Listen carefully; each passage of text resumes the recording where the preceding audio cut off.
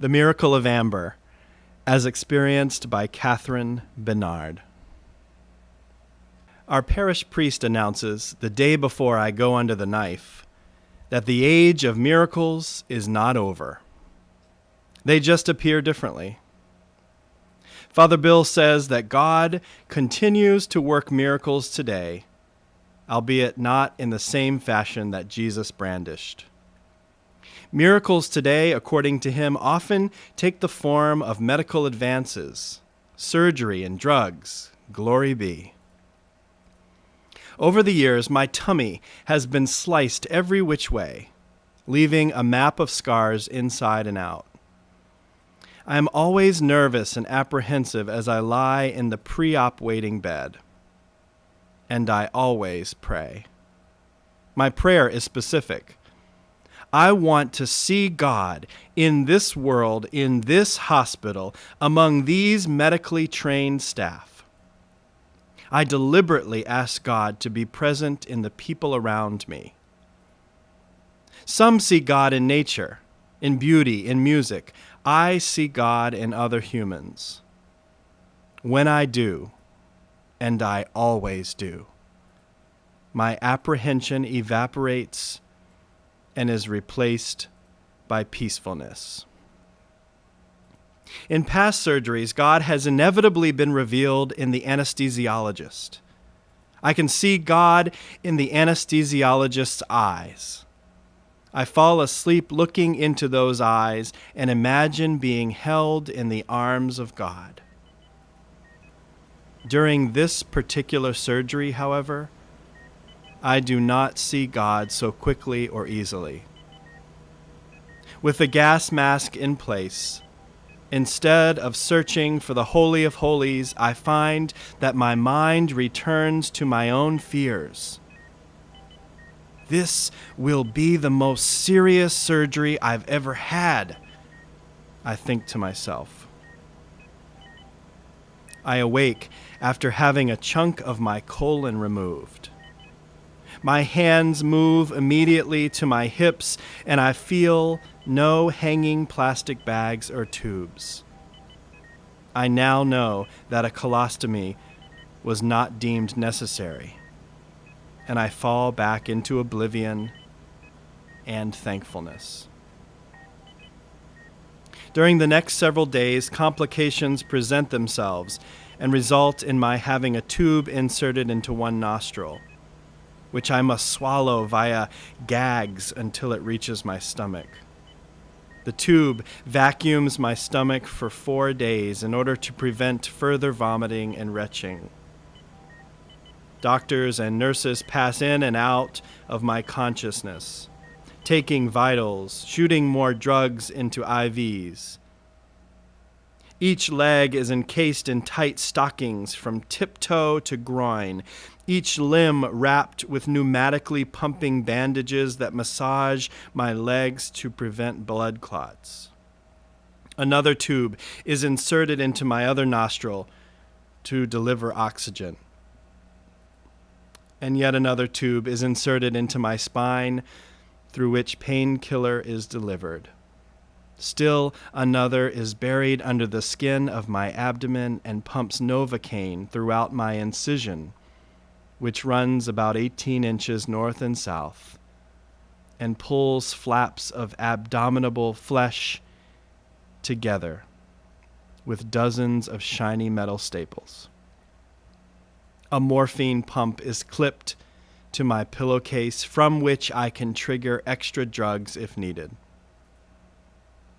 The medical staff is composed of technical wizards with their tubes and machines. Pain is kept at bay as they tend to my every conceivable discomfort. Nevertheless, I feel like the sum of many body parts rather than a whole person. One checks my legs for clots, while another takes my temp and pressure, and still another dresses my open wound. Each person intently works on one or another area of my helpless body. Though I have had nothing to eat or drink for 5 days, other than occasional ice chips, I am no longer hungry. I am beyond physical hunger, except for one thing. I desperately want to bathe. To lie in a bed unbathed for 5 days is a kind of suffering I hadn't anticipated, a miracle I hadn't sought. There are far worse things in this world, I think. There are folks in this hospital who will never go home. A hot shower is the least of their problems. Yet my skin begins to crawl, to itch, to die, to shed. My hair, spoiled and accustomed to wonderful aromatic shampoos and rinses, cries neglect. It is oily, sticking to my head and bending in foreign directions, and it actually hurts. It actually hurts. But I don't dare complain, lest everyone think I am vain or ungrateful. It is an appearance I am concerned about. It is something else I need that I cannot quite name. Hidden in the throng of specialists and registered nurses stands a pretty little student nurse named Amber. I spy her in the corner of my room while I am poked and prodded as she waits her turn to minister. She is worth the wait, my personal guardian angel for the day. Amber has no other patient in the world other than me. Her first task is to get me standing erect. I lean on her little frame as she jostles tubes and pumps and a catheter, hanging the evidence of my bodily secretions and consumptions on poles with wheels. We take a slow stroll to the door of my room, which is unbelievably exhausting. Amber asks if there is anything I want, anything at all.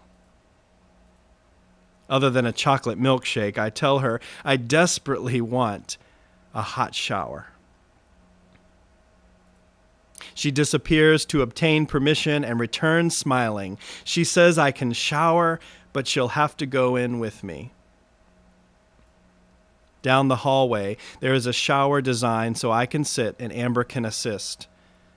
I am so thrilled that I am determined to walk as far as the shower without passing out. Anything for a good hot shampoo and scrubbing. Arriving at the shower, a total wimp, unbelievably weakened by a walk of 50 lousy feet, I dodge the poles and tubes hanging there and there as Amber removes my old gown and carefully lowers me onto the shower chair. Odd to be stark naked in front of strangers, isn't it? Mind you, mine is no longer a beautiful body. It is a body that has birthed 5 sons. I have arms and hips that creak with arthritis, breasts that droop from feeding babies. It is an old body, well used, with plenty of fat folds and scars drooping here and there, a body etched with stretch marks. And yet, the little nurse is so respectful, so immensely gentle and kind. I am so desperate to feel hot water spray over my skin that my nakedness is forgotten. Amber is a student, green, still learning. I'm not sure if she's ever yet done an assisted shower, but she proceeds seemingly with no thoughts for herself. She seems to get inside my skin and know exactly what is needed as though she is me. Her empathy takes on a spirituality I hadn't expected. As she begins gently spraying me with a handheld nozzle, wonderful steamy water showers down my back and over my head. She lathers a fluffy washcloth and strokes my back, I feel reborn. Tears surprise me and begin flowing down my cheeks, and I hope Amber doesn't see them as they mix with the shower spray. She soaks my hair and lathers it up, massaging my scalp, pulling her fingers from my scalp to the end of each strand. Amber hands me another soft cloth to wash my face and chest. She washes my arms slowly, carefully moving around needles and tubes, thoroughly rinsing each spot carefully, telling me that soap film will make my skin itch. I finally look askew at her and see that her white uniform is absolutely soaking wet. "You're drenched. I'm so sorry." Amber smiles. "Don't worry about it." I stare at the floor of the shower and see that her tennis shoes are also squishy wet. I worry about how she'll get home. It's the middle of February in Minnesota and below freezing outdoors. "Shush," she whispers, and keeps washing and rinsing. It is a warm blessing I never want to end. In our faith tradition, we celebrate on Holy Thursday the story of Jesus washing the feet of his disciples. In this sacred moment, as Amber kneels down at my feet, a picture of Jesus flashes before my eyes, and I choke back a sob. Amber begins to wash my feet as her knees rest on the hard, wet tile floor of the open shower. It's not a quick and cursory wash as I myself would do, but slow and loving. She takes each toe, sudsing each with her bare hand, washing the soles, the corns, the calluses, my ankles, my legs.